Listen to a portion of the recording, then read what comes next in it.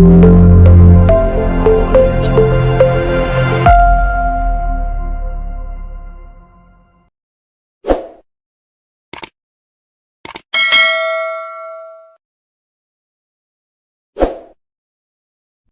दर्शकबिन, आज म हजुरहरूलाई आफ्नो कुनै एटीएम को थ्रुबाट एटीएमबाट कसरी पैसा निकाल्न सकिन्छ त्यो बारे जानकारी दिन गएको छु।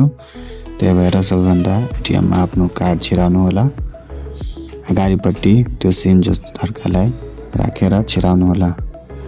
अनि यहाँ एकैछिन प्लिज वेट भन्छ अनि यहाँ आफ्नो 4 डिजिट को पिन हाल्नु होला।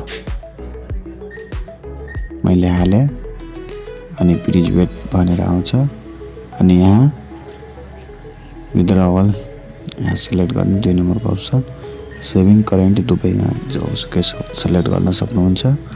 यहाँ आफ्नो अमाउन्ट टाइप गर्ने विड्रॉलमा क्लिक गरेर यस गर्ने प्लिज वेट भन्छ।